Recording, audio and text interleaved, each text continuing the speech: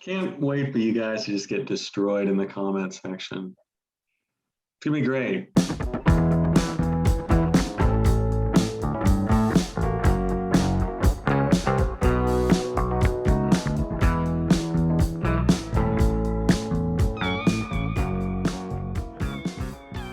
What's up, everybody? Welcome back to Listography. Jason, Joe, and Crams are here. And it is Alice in Chains week, counting down, ranking their records. Of course, with Alice in Chains comes the EP issue. They've got several EPs, and what do we count and not count? We counted Jar of Flies during the Albums of the Year series, so we're going to count it here, but that's the only one we're counting.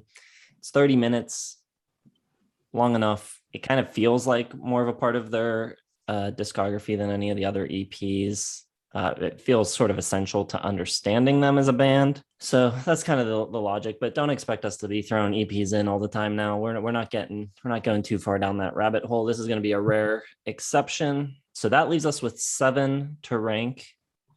As far as familiarity, I knew all of the Layne Staley records and none of the William DuVall records. Although I think I've heard some tracks because I was aware of kind of what his voice sounded like, but I have no idea what I heard or what I didn't hear. And I definitely didn't hear a full record. So that was all pretty much new for me. How about for you guys?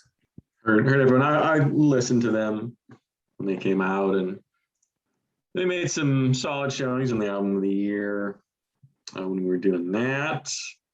So I'm very familiar with all of them, all the EPs, the music box, the whole kit and caboodle. Yeah, pretty much the same boat as Jason. I know, like, I had at least checked out some of the newer ones with the new singer DuVall, but I definitely never listened to an entire album. But I grew up with Alice in Chains. I remember having Dirt on cassette. Like, I can just picture it sitting in like the cup holder in my dad's car. Yeah, it was pretty big into them growing up. Had a pretty cool Alice in Chains t-shirt. Wonder whatever happened to that. My parents, pretty much the last era of music they were like conscious about and excited about was like the Pearl Jams and the Alice in Chains and all that. And then I think they just got too old to really care about much else after that. And yeah, so I grew up with Alice in Chains pretty steadily. All right, so I guess we can get into it. Who wants to start? I would like to start this one. I think I'm in the middle of the fandom here, though I like them a lot. I think Joe probably likes them a little bit more than I do, but we'll see. Hopefully he doesn't like this one too much. I've got The Devil Put Dinosaurs here at the bottom. This is the second one with William DuVall. And first 2 tracks are just awful. Sorry. Maybe awful is a little harsh. They're not very good. I don't think any of the new era stuff is like downright terrible. I've got nothing below 2 stars. But it's just obviously not the same without Layne Staley. It's just not. It's too close of just like an imitation to be good and authentic. Like, I think they probably should have just tried to do something a little bit different, because everything really suffers without having the spirit and just like that authentic, like, I mean, Staley was a very troubled soul. He was very dark and cryptic, and this was his outlet, which is why the artistry of Alice in Chains can work. First 2 songs are not good. It just sounds like wannabe Alice in Chains. Doesn't set apart at all. There's a little bit. Stone is a decent song. It's got some good soaring lead guitar work on there. The title track is decent, but other than that, it's just a really stiff, flat, uneventful record. The songs are just so plain. It's just got that Alice in Chains, like, just stacking of, you want to hear like Cantrell and the lead singer do the harmonies, the sludgy guitar and bass going together, but it doesn't have anything interesting musically. Nothing's interwoven. No one's playing off each other. It's just these boring, heavy kind of chords with a little bit of thrashing. You know, I think the drum work on all the original albums is great, and then now it's just like gone. There's nothing really creative about it. And I do think even DuVall sounds worse on this one than he does on the first one he's on, but maybe that's just me, and maybe I'm just already sick of him by the second album. But yeah, I got to go with just 2 stars for The Devil Put Dinosaurs here. At the bottom, number 7. I wish that Alice in Chains had a really big discography so that I could talk about all of these records at once, because finding different things to say about them is kind of tricky. They all sound almost identical. They were all produced by the same producer. The songs, I don't think there's one standout song on all 3 records. But my number 7 is The Devil Put the Dinosaurs Here. I agree. And like I said, there's not a single standout track. There's occasional riffs that are kind of cool, like, oh, that's a cool riff, but they never spin it into a cool song. These records are so lacking of like passion or anything that feels real behind them. It's just, and instead of like using the riffs and like really, it doesn't feel like anything artistic. It just feels like, oh, I came up with this riff. Here's a riff. See what you can do with it. It just feels more like a project than an artistic statement of any kind. It's not captivating. It's not meaningful. The one song on here that kind of stands out is Scalpel, but it only stands out because it's kind of like this acoustic country rocker. So it sounds different than the other songs, but it's not really a good song. 2 stars for me on this one. Not a total abomination like the last Boston records, but just so boring, so bland, so uninteresting, and just like everything that's wrong with modern rock. Wow. What the hell happened to you guys? You've turned on rock and roll like, whew, ain't no thing. Terrible. No, 2 stars. That's ridiculous. It's a 3.5-star album, so I have it as. Plenty of good riffs. I mean, I don't quite understand you not understanding where the band was going. Even on the self-titled, it was basically turning into Jerry Cantrell solo for the most part, especially with Staley basically being so high on heroin that he couldn't function as a human being. So, I mean, I guess if you really hate Jerry Cantrell's guitar playing and riff making, I guess you could give this 2 stars. Personally, I think it's a decent album. It's not great compared to their other output, but it's certainly better than, I don't know, Godsmack or Breaking Benjamin or bands like that. I think some catchy stuff on here. Stone, Voices Hollow, the 3 singles are all good. It's definitely plotting. Like, definitely each song is like 5 minutes long. Most of them could be 3 minutes long, and that usually happens with bands when they enter their 4th, 3rd decade, whatever it is. You get that length creep coming in, and just everything kind of just, they drag it on too long. But I think there's some cool riffs on here. And DuVall, I mean, he's not a Layne Staley. He doesn't take the band in any new directions, but I think he does a pretty good job of kind of bringing back a little bit of the sound of old Alice in Chains. Voices has some cool acoustic guitar, Scalpel, interesting sort of detour for them. I mean, it's not great. It's 3.5 stars. I think it's definitely the worst of all their albums. So I don't know. 2 stars just seems pretty harsh for something like this. No, there's no way you can make an argument that we turned our back on rock and roll for this album. This is a lame, boring, alternative grunge rock album. There's no roll to it at all.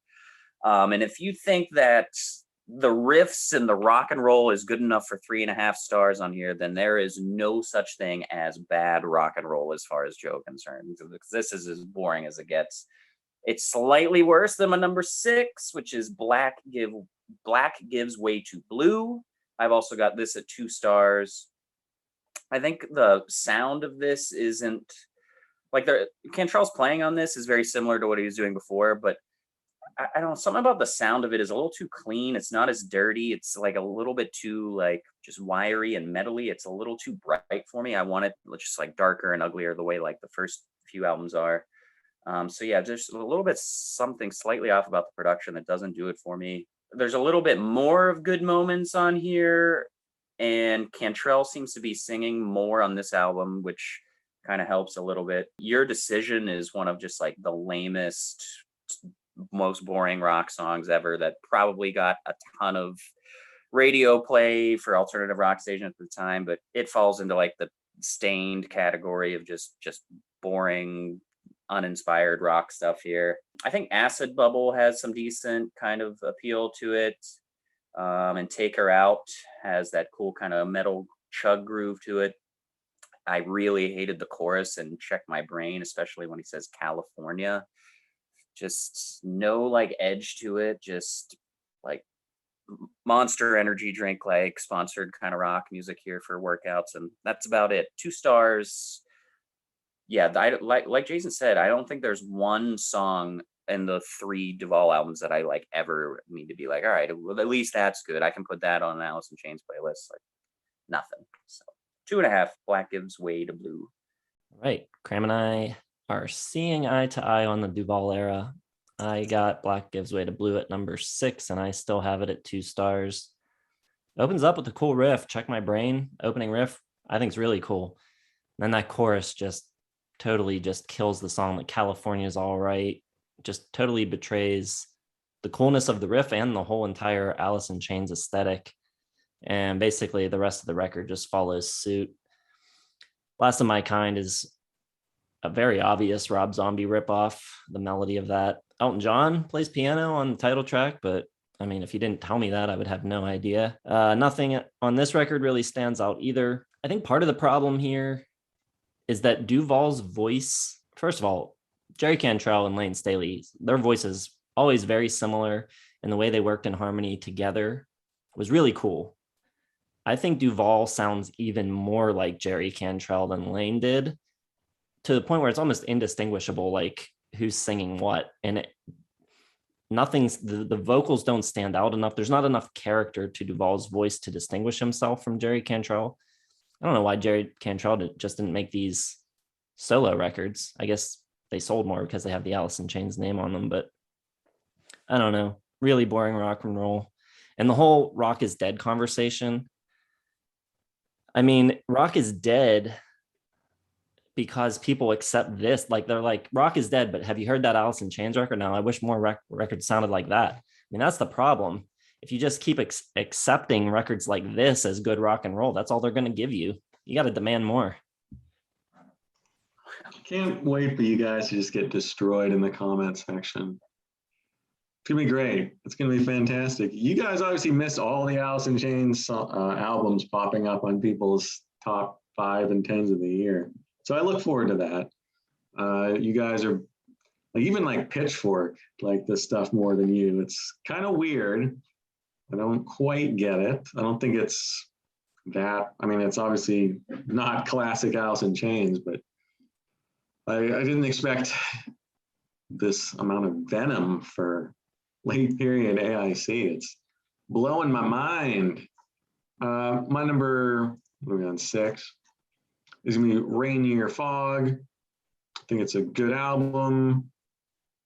I didn't really like it the first time I heard it, I guess, in 2018, because I don't even think I re-listened to it for like the 2018 Album of the Year series. But this week I listened to it a couple of times, and I think it's pretty good. It's a little lighter. I think there's a lot of catchy choruses.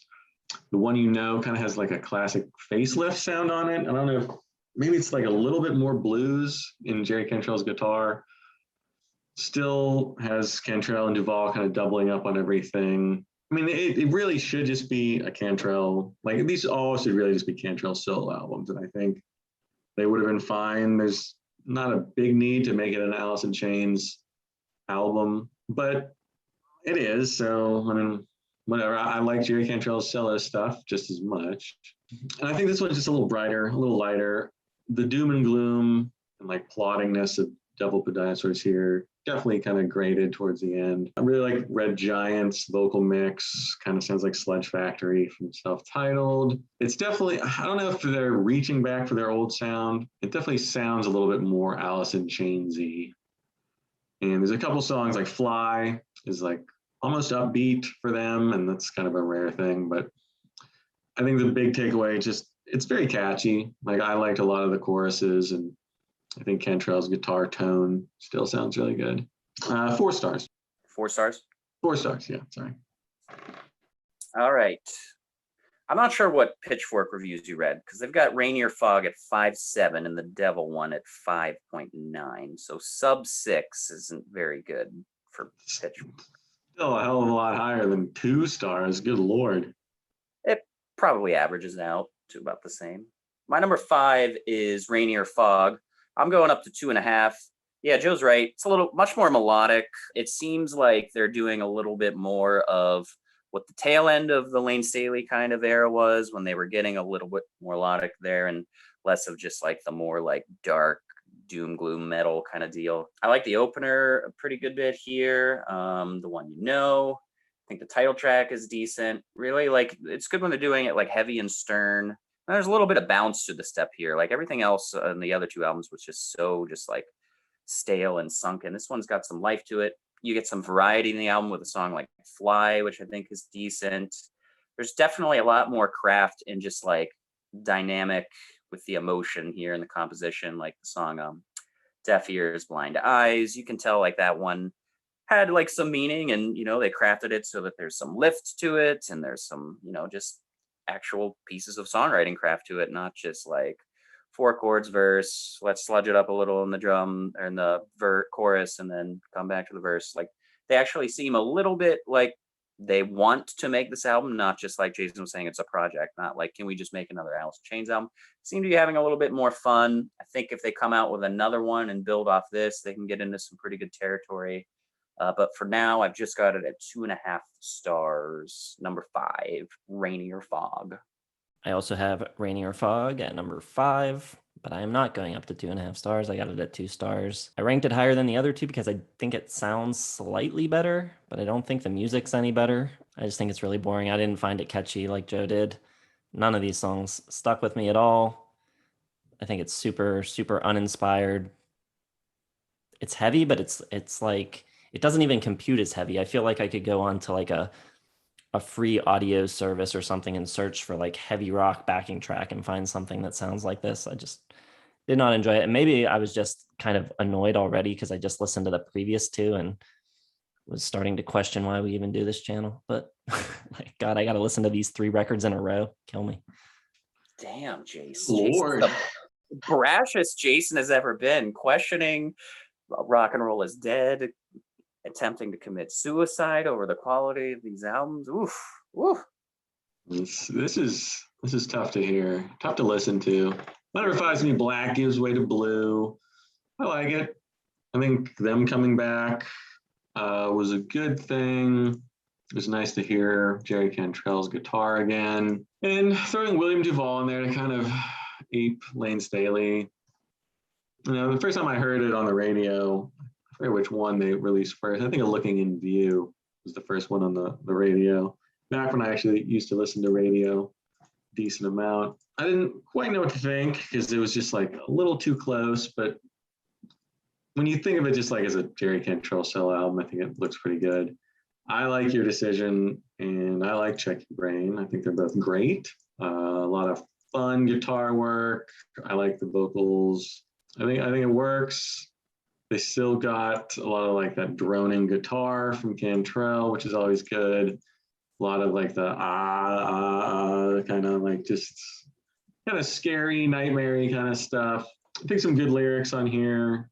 Jerry Cantrell obviously had some unresolved issues with Layne Staley, and how he died and sort of refused to come back and just went down the path of drugs and self-harm and all that. And I think you hear that in Your Decision pretty clearly, but I think there's some reckoning with it and some, resolve by the end of the album with the title cut, which, Elton John doesn't, the piano's nice, but does Elton John really have like a signature piano sound that you could like pick out like 30 years after his classic period? Probably not. But I like the riff on Take Her Out. I think it's great. And just some cool stuff on Private Hill, Acid Bubble. And the opener track, All Secrets Known, has a cool riff as well. So I think it's just a good guitar album. It's 4 stars for me. It was like 7th in 2009 as far as top 5. So All right. Now, no surprise, we all had the DuVall stuff at the bottom. Now we're getting into Layne Staley territory. And I'm up to 4 stars for all of this, at least 4 stars. And I'm going to go with the last one. I'm going to go with Alice in Chains, self-titled. This is like got to be a nominee for like one person saving an album. It's like Cantrell really just was like, I'm gonna have to make this album. And pretty much it seems like, because Staley is still fine on this, but you can tell that he's just not in a, his effort is a bit minimal here. You're missing some of those classic, like, just like Joe was saying, scary, like screaming in sessions, and his voice can be so powerful, and he's very just kind of like treading water here vocally. It's still fine, but it's just not the same. You can tell he just doesn't have it in him. And it's a little bit of a tough one to put my finger on. I love it. It's hard to talk about. It's hard to like kind of understand. Like, I really like what they're going for.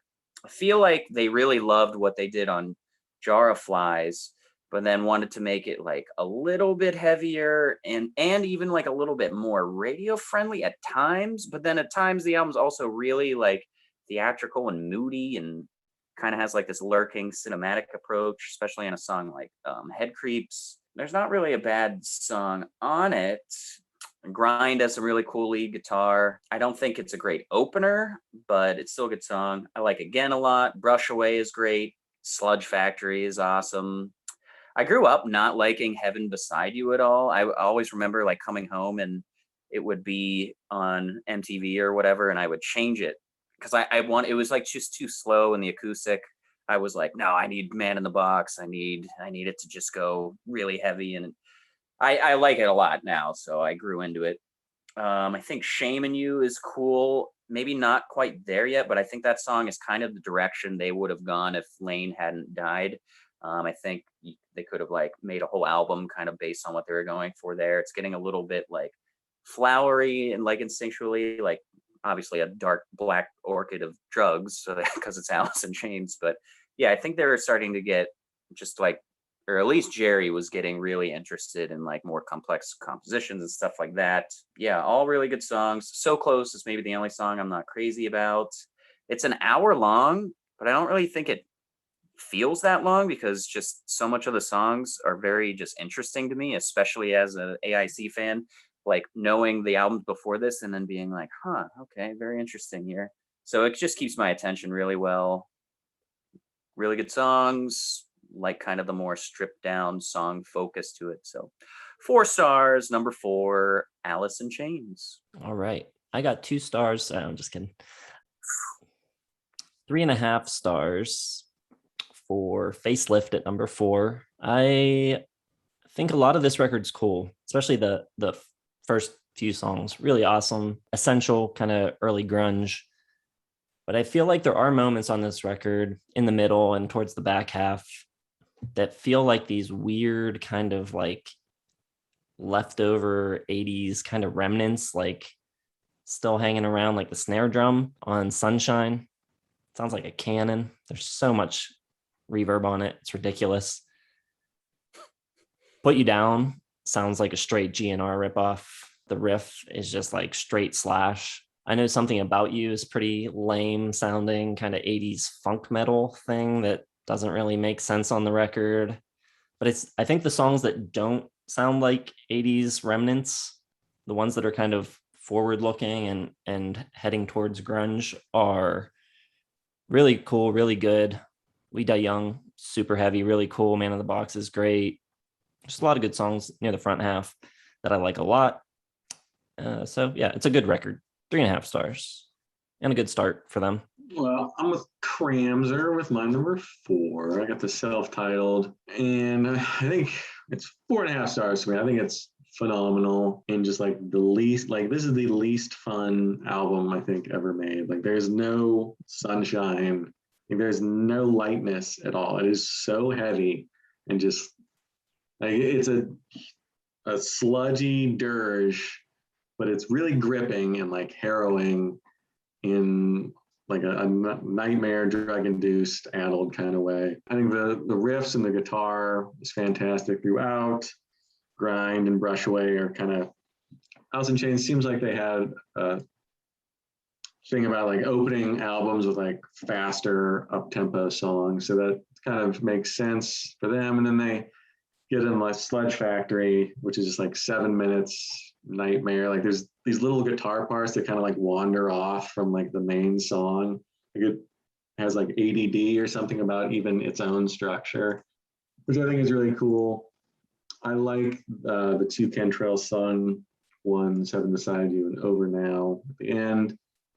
I think they're sort of like the writings on the wall for the band. They kind of assumed or knew Staley wasn't going to make it. So Cantrell kind of takes over a little bit, and the acoustic guitar is really cool, the big choruses. And then like the second half after Again, which is like the only maybe like radio friendly song on the whole album, just really heavy, brutal stuff.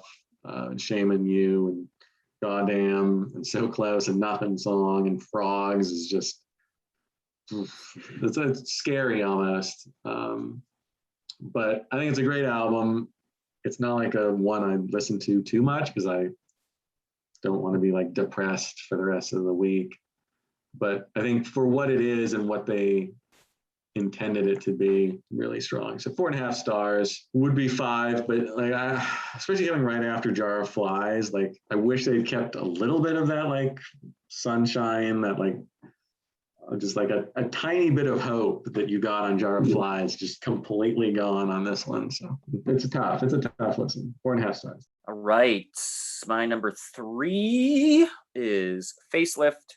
I've got it at 4 stars. Yeah, good call. And they're always opening with just like a ton of intensity and fire. We Die Young is really cool. This album is like, it's the most metally sounding album to me. It's kind of fun just because of the energy in it. It's like all this bottled up adrenaline that like barely escapes, because their aesthetic isn't just straight up metal. They do like, you know, the metal riffing and the chugging, and obviously his voice and his screams are like so powerful. You've got all that powerful spirit, but for me the difference is just in the rhythm section is like so slowed down, and you know, the lag of like that sort of rhythm against like the chugging of Cantrell and like the adrenaline of Staley is what gives them that awesome sound on this. Like they're trying to run, but they're like in these military combat boots just stuck in mud, and but they're just pushing forward, just dragging mud and bodies with them. It's such a cool just like meeting of kind of the two styles that makes this album and Alice in Chains kind of sound unique. I kind of agree with I Know Something About You is kind of weird and not really sure if it fits on the album, but I do think it's a cool piece of their catalog, and it gives you a little bit of a break at the end. Definitely, yeah, it gives you some sunshine too. They can do some kind of funky. Not really a song I don't like on here. I would probably agree that the first half is more loaded than the second, but I think overall it's just a really good heavy album, and Staley just sounds so good here. It's really in your face, straightforward, heavy on the metal influence.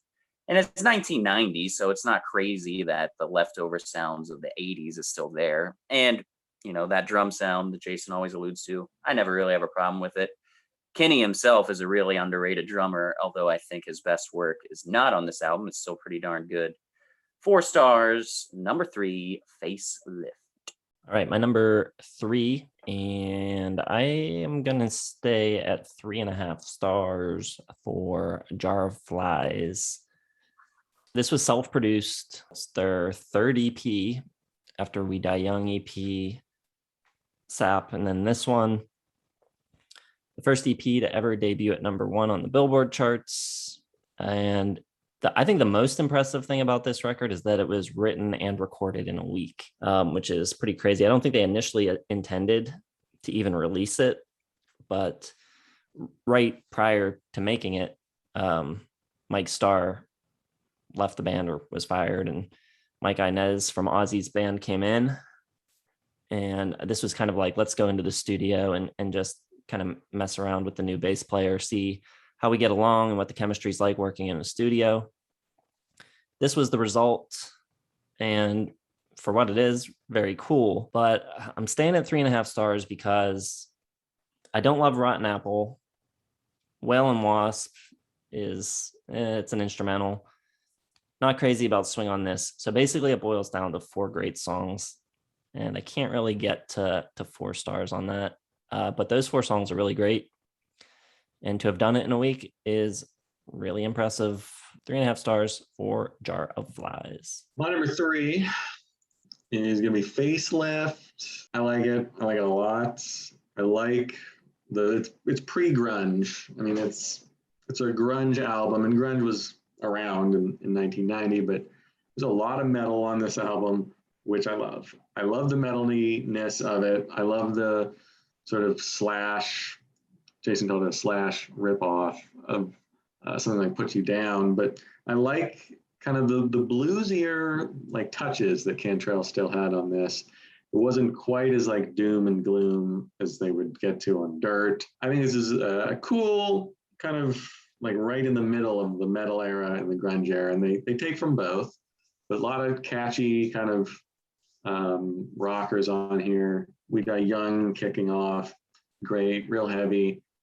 Then the classic Man in the Box, which takes the talk box back from Bon Jovi. I think that's important to note.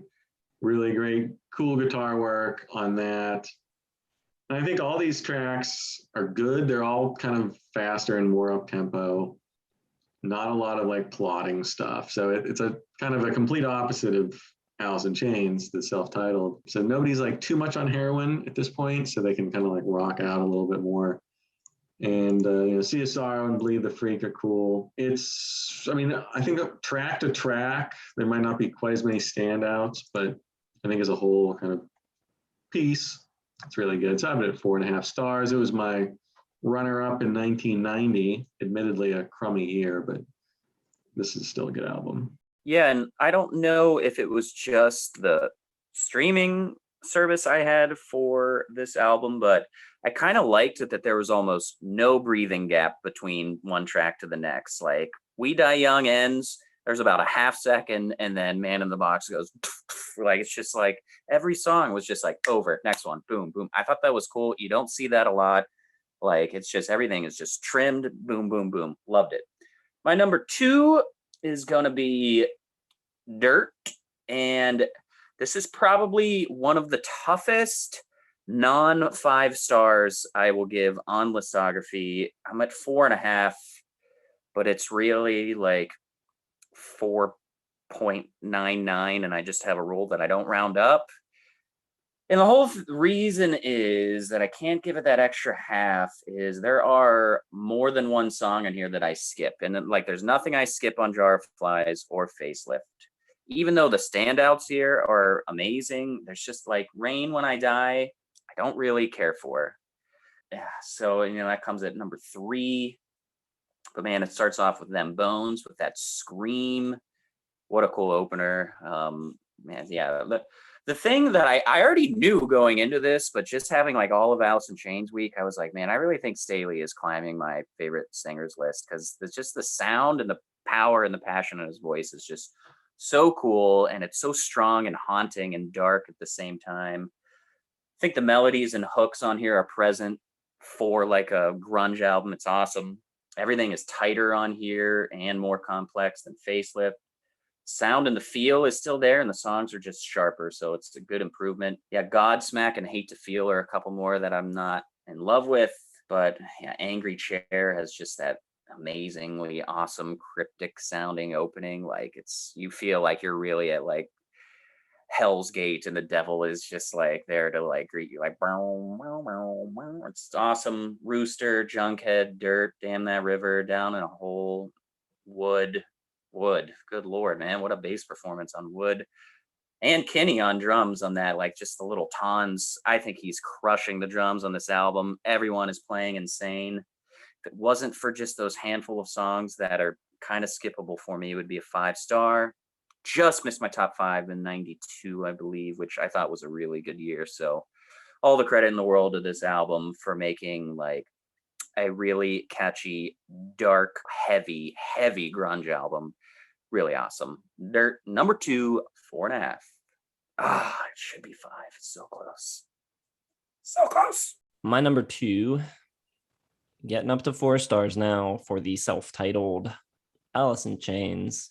I agree with most of what you guys said. I think the singles on this record are really great. Grind, Heaven Beside You, Again, and Over Now. Interesting that Jerry Cantrell sings lead on 3 of those tracks. So like Cram was alluding to, he was doing some of the heavy lifting here. Just a really heavy, really dark record.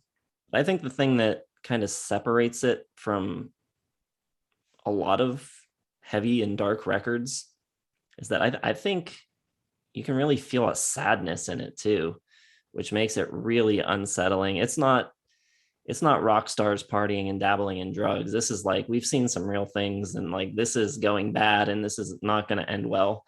And I think that's super compelling. I think the guitar tones on it are awesome, really kind of like fuzzy and gnarly. I think the guitar tone pretty much on its own carries tracks like Again and Goddamn. I mean, the tone is just, the riffs aren't anything special, but the guitar sounds so cool. Yeah, really good record. I agree with what you guys said.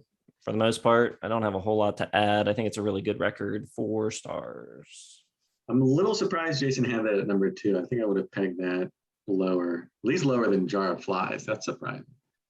But it's good to see that he recognizes the darkness and sadness and just horror of that album.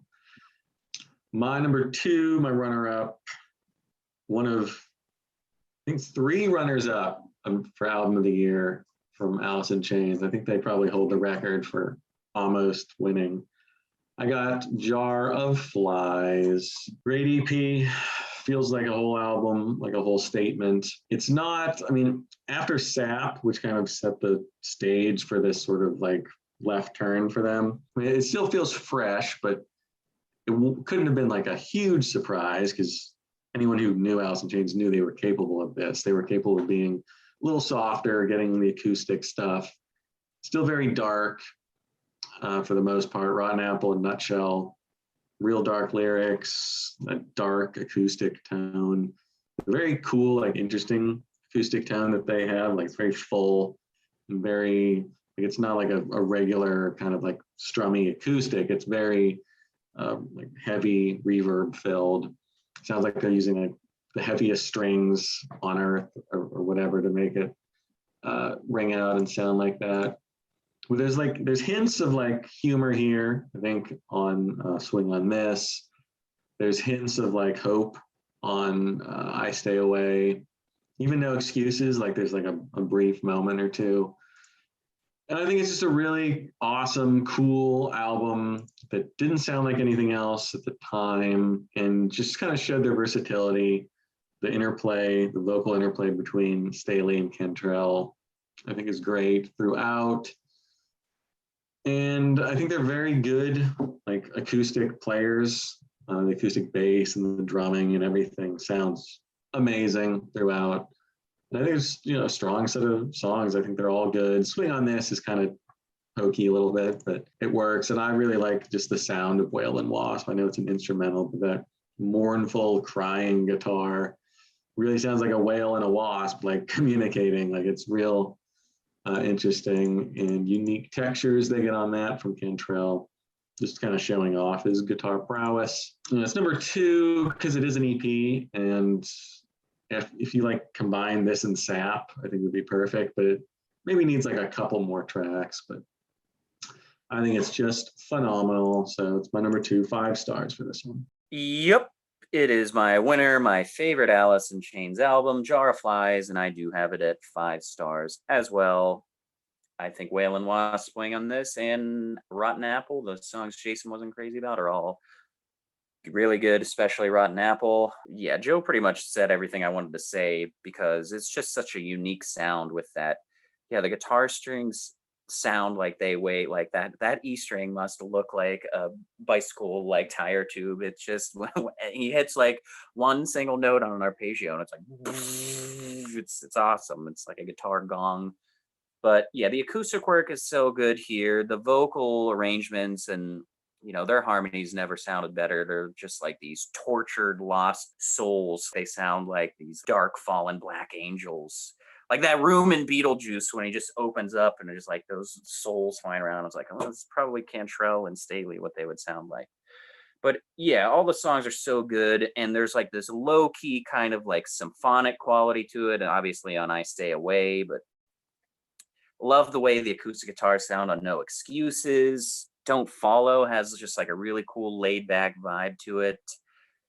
Yeah, and there's some warmth on this album, which is kind of nice. It's still very bittersweet and dark at times, but yeah, Cantrell's lead work is just some of my favorite leads ever on this album. Just absolutely fantastic. And the contrast of his electric guitar sound with that really, dark, heavy acoustic guitar, it just makes for such a cool album feel for all of this. It's like just a real, it's like, it feels like you're getting just like a little unplugged, like performance in like a cemetery at 2 a.m. or something. It's so cool. Great album to play at a Halloween party if you guys are planning anything in October. So I've got it at 5 stars. It is my favorite. I think it's the only Alice in Chains album that got nominated for me in Album of the Year.